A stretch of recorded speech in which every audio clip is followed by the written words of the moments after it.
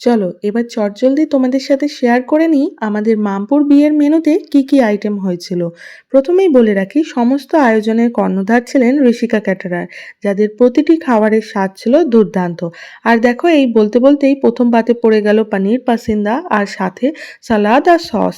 আর এটির টেস্ট ছিল খুব ভালো, আর সাথে নরম আর গরমও ছিল।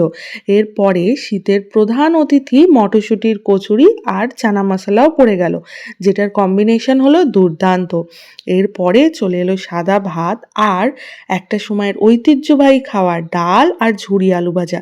এই বাঙালি ট্র্যাডিশনকে বজায় রেখেছে, এটা দেখেই তো খুব ভালো লাগলো। আর সাথে ছিল সাদা ভাত আর গন্ধরাজ কাতলা, ওই যে বাঙালি যে মাছ ছাড়া চলতে পারে না। আর এটার টেস্ট ছিল অসাধারণ।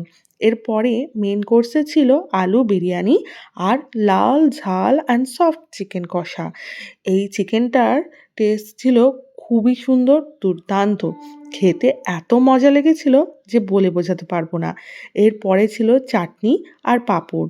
আর আমার সবথেকে ফেভারিট যেটা, সেটা হলো নলেন গুড়ের রসগোল্লা আর সন্দেশ, সেটাও ছিল। সত্যি কথা বলতে আমি রসগোল্লাটা আরেকটা নিতাম, যাই হোক সেটা হয়ে ওঠেনি।